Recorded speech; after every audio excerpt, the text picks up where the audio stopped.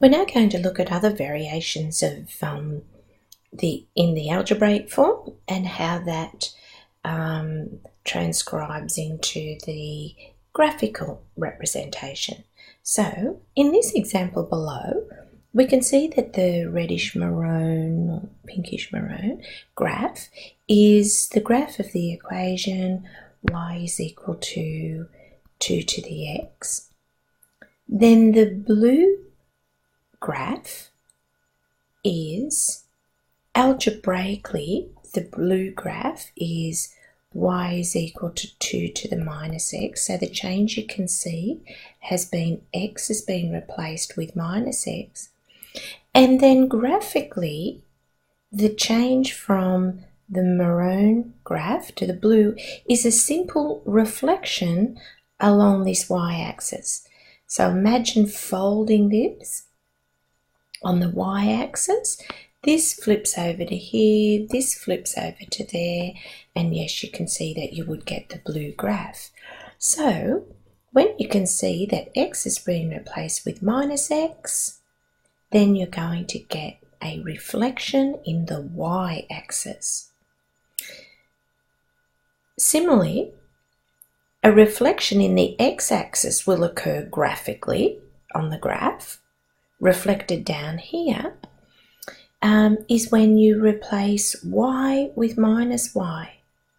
So to get this graph reflected down the bottom here and going away down here, remember the pink maroony graph is this one, and to get that reflection in the x-axis, we now write it as minus y is 2 to the x, which is probably not the most common way to see that. You will see that, however, as y is equal to minus 2 to the x, and that those two are the same.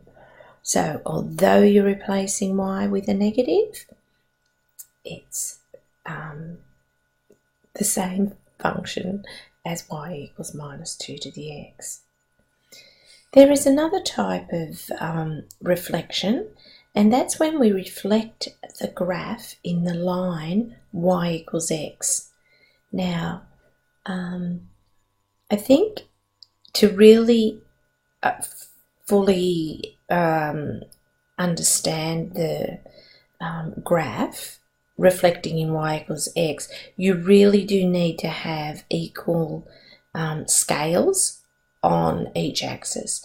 So I wouldn't attempt to do it in this case because this scale on the x-axis for 1 unit is quite different to the scale for 1 unit on the y-axis. But basically, so remember we were folding along the y-axis to achieve this one, and we were folding along the x-axis to achieve this transformation.